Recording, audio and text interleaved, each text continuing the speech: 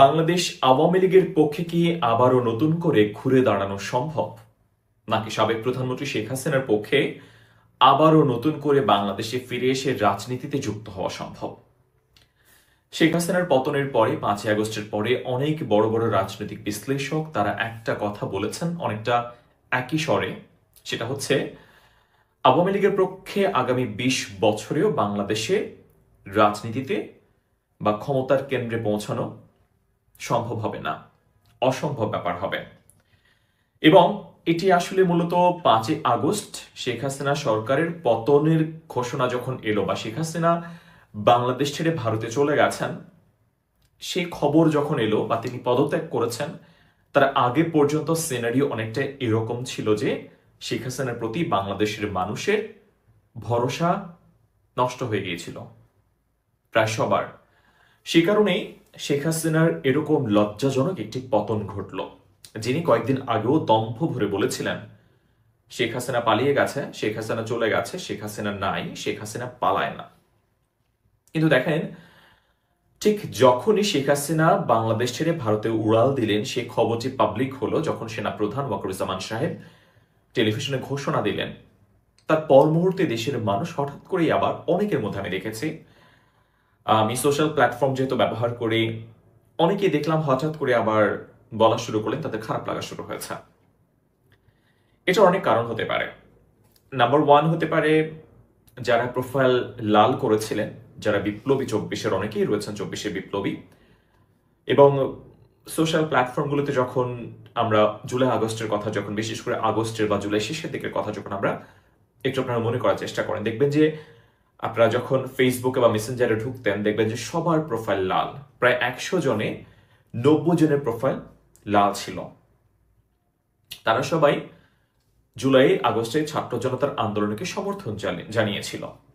কিন্তু যখনই শেখ হাসিনা চলে গেল তখনই হঠাৎ করে অনেকেই বলতে শুরু করলেন তাদের মন খারাপ লাগছে। এটা হতে পারে অনেক কারণে। একটা কারণ হতে পারে যে শেখ হাসিনাকে অনেকে অনেক অপছন্দ করেন, কিন্তু যেহেতু 15-16 বছর ধরে এক নাগাড়ে তাকে দেখে গেছেন, সেই মানুষটা নাই হয়ে গেছে হঠাৎ করেই, তো একটুখানি খারাপ লাগা এটা যে কোনো মানবিক মানুষের হতে পারে। আমি একেবারে প্রতিপক্ষ যারা তাদের কথা বলছি না, যারা নিরপেক্ষ তাদের কথা বলছি, তাদের এরকম মনে হতে পারে। ঠিক এরকম মনে হয়েছে অনেকে। আবার যখন দেখলাম যে যখন গণভবন, তারপরে হচ্ছে সংসদ ভবন, ধানমন্ডি 32, বিভিন্ন জায়গায় ধরেন ভাঙচুর, লুটপাট এগুলো হলো, তখন অনেকের মন খারাপ হওয়া শুরু হলো। কারণ অনেকেই যারা বিপ্লব সমর্থন করেছেন তারা আবার অনেকেই এটা ভাবেননি যে এভাবে গণভবন লুটপাট করা যায়। গণভবনে সবকিছু এরকম, অনেকেই আছেন যারা কোনো কিছু না পেয়ে মাটি নিয়ে চলে গেছেন, গাছের পাতা ছেড়ে চলে গেছেন, নিয়ে গেছেন। তখন আবার অনেকের মন খারাপ করা শুরু হলো যারা সফট আওয়ামী লীগের প্রতি যারা সফট কর্নার দেখাতেন আগে, তারা মনে করলেন যে তারা ঠিক করেনি, ভুল করেছেন। তো তারপরে কিন্তু শেখ হাসিনার ফিরে আসাটা অসম্ভব। কিন্তু সম্ভবটা কখন শুরু হলো বা আওয়ামী লীগের খুব দ্রুততম সময়ে বাংলাদেশে আবার কিভাবে সম্ভব হবে, এই ঘটনাটা ঘটে গেছে 5ই ফেব্রুয়ারি। 6 মাস পার হয়ে গেল শেখ হাসিনা সরকারের পতনের, এবং 5ই ফেব্রুয়ারি যে ঘটনা ঘটলো সেই ঘটনা কিন্তু আওয়ামী লীগকে আবারও নতুন করে রাজনীতিতে ফিরে আসার একটা রসদ জুগিয়ে দিল। এবং সেই রসদ আওয়ামী লীগের বিরোধী সবাই একেবারে অনেকটাই খুশি মনে আওয়ামী লীগের হাতে তুলে দিল। সেটা কি হতে পারে? সেটা হচ্ছে ধানমন্ডির 32 নম্বর ভবনটি গড়িয়ে দেয়া। এটাতে দুইটা বিষয় খুব স্পষ্টভাবে প্রমাণিত হয়ে গেছে। একটা বিষয় স্পষ্ট, সেটা হচ্ছে যে অনেকেই বলার চেষ্টা করতেন যে শেখ হাসিনা আওয়ামী লীগকে শুধুমাত্র নিজের সম্পত্তি করে রেখেছিলেন, আওয়ামী লীগ নয়, দুঃখিত, মুক্তিযুদ্ধকে বা বঙ্গবন্ধুকে।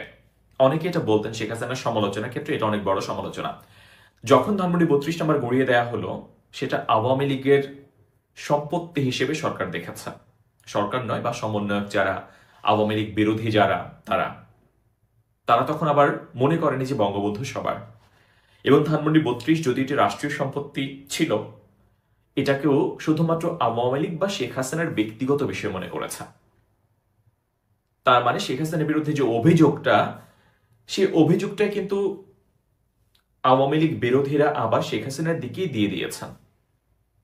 মানে বঙ্গবন্ধুকে শুধুমাত্র শেখ হাসিনা করে দিয়েছেন। শুধুমাত্র যে বঙ্গবন্ধুকে শেখ হাসিনা করে দিয়েছেন তা নয়, একই সাথে মুক্তিযুদ্ধকে, বাংলাদেশ সৃষ্টির ইতিহাসকে, ৭১কে অনেকটা নিজের হাতে বঙ্গবন্ধুর সহ সবকিছু শেখ হাসিনার কাছে দিয়ে দিয়েছে। এই যে ভেঙে ফেলা হলো, আপাত দৃষ্টিতে মনে হচ্ছে যে সরকার এখানে বা সমন্বয়ক বা পিনাকি ভট্টাচার্য, যারা অনেকটা উৎসবের মতো করে, এমন স্ট্যাটাস আপনারা দেখেছেন, ৩২ নম্বর বাড়ি ভাঙলো, গড়িয়ে ফেলা হলো, ৩-৪ দিন ধরে উৎসব চলছে, এবং ৫ তারিখের ঘটনা আজকে এতদিন হয়ে গেল, আজকে আমরা পানি সেচা হলো, আয়নাঘরের সন্ধান আছে কিনা, সবকিছু মিলে আছে। যাই হোক, তো যেটা হলো, মানুষ যারা সাধারণ মানুষ, যারা মুক্তিযুদ্ধকে অন্তরে ধারণ করে, যারা মুক্তিযোদ্ধারা রয়েছেন, যারা রাজনীতি করেন না, কোনো রাজনৈতিক দলের সঙ্গে যুক্ত নন, সাধারণ মুক্তিযোদ্ধা যারা, তাদের কাছে বিষয়টা এখন এরকম হয়ে যাবে যে যেহেতু ৩২ গড়িয়ে দিয়েছে অনেকেই, তাহলে মুক্তিযুদ্ধের ব্যাপারটা শুধুমাত্র আসলে আওয়ামী লীগ কেন্দ্রিক, এই ভাবনাটা তাদের মধ্যে প্রতীত হবে। বা নতুন প্রজন্মের যারা রয়েছেন, বা জেনজি, জেনারেশন জুমার্স, তারা সবাই কিন্তু যে একেবারে শেখ হাসিনার বিরোধী ছিল, ব্যাপারটা তা নয়।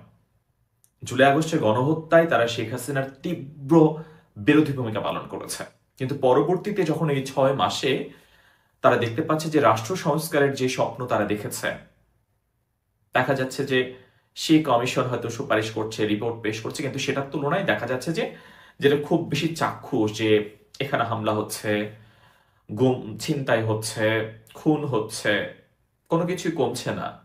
তখন তাদের কাছে মনে হতে শুরু করলো যে শেখ হাসিনা খারাপ, সেই প্রশ্নে দ্বিমত নাই। শেখ হাসিনাকে যারা হটিয়েছেন তাদের সদিচ্ছা নেই, নতুন প্রজন্ম যারা, তাদের মধ্যে সেই প্রশ্নটা উঠতে শুরু করলো। এবং এই যে শেখ হাসিনার কাছে আবারও নতুন করে মুক্তিযুদ্ধটাকে শেখ হাসিনাকে দিয়ে দেওয়া, এটা কিন্তু ৩২ নাম্বার যদি এরকম ভাবে ধ্বংস না করত, ঘোষণা দিয়ে উৎসব করে, তাহলে বল কিন্তু শেখ হাসিনা করতে আসতো না। এবং আপনারা দেখবেন খুব টেকনিক্যালি শেখ হাসিনা তার ভাষণে ৩২ নম্বর ভবন ভাঙচুর হয়েছে, তিনি ব্যক্তিগত কোনো ক্ষোভের কথা ওরকম ভাবে বলেনি। তিনি জাতি হিসেবে একজন বাঙালি জাতি হিসেবে তিনি এরকম ভাবে তিনি বলেছেন, একটা দালান ভাঙতে পারে, ইতিহাস মোছা যায় না। তিনি চাইলে এখানে, তিনি যদি একজন ঝানু রাজনীতিবিদ না হতেন, তিনি এখানে তার ব্যক্তিগত ক্ষোভ উগড়ে দিতেন, তিনি তা করেননি। তো এই যে অনেকটা আয়োজন করে আওয়ামী লীগকে আবারও বাংলাদেশের রাজনীতিতে প্রাসঙ্গিক করে দেওয়ার একটা খুঁটি দিয়ে দিয়েছে আওয়ামী লীগ বিরোধীরা। তারা ভাবেনি, বা অনেকেই ভাবতে পারেননি যে ৩২ ভেঙে দিলে আওয়ামী লীগের বরং পুনর্জাগরণ ঘটবে, এটা তারা ভাবতে পারেননি। যদি ভাবতে পারত, এই ঘটনাটা ঘটতো না। কারণ এটা যদি ৫ই আগস্টের ঘটনা হতো, মানুষের মনে এটা খুব একটা দাগ কাটতো না, ৩২ ভেঙে দেওয়া না দেওয়া। যেহেতু ৬ মাস পার হয়ে গিয়েছে, যেহেতু দেশে একটি সরকার রয়েছে, এবং সেই সরকার আবার বিবৃতিও দিয়েছে ৩২ নম্বর ভাঙা অনভিপ্রেত এবং অনাকাঙ্ক্ষিত, মানে সরকার চায়নি ৩২ ভেঙে ফেলা হোক, কিন্তু সরকার কোনো ব্যবস্থাও নেয়নি ৩২ যেন না ভাঙা হোক। যারা ভাঙছিল তাদের বিরুদ্ধে অ্যাকশন নেয়নি। তো সরকারও বুঝিয়ে দিয়েছে অনেকটা, তোমরা ভাঙতে পারো, ওই যে তুমি হাকিম হইয়া হুকুম করো, উকিল হইয়া ছাড়ো, সর্প হইয়া দংশন করো, ওছা হইয়া ঝাড়ো। আমি মনে হয় ভুলও বলেছি লাইন বলতে গিয়ে। তো এই যে শেখ হাসিনাকে আবারও প্রাসঙ্গিক করে দেওয়া, বা শেখ হাসিনার সবচেয়ে বড় উপকার আসলে মূলত সমন্বয়করা করে দিয়েছেন। ৭৫-এর আওয়ামী লীগের ফিরতে অনেক দেরি লেগেছে, ২৪-এর আওয়ামী লীগের ফিরতে খুব বেশি দেরি হবে না।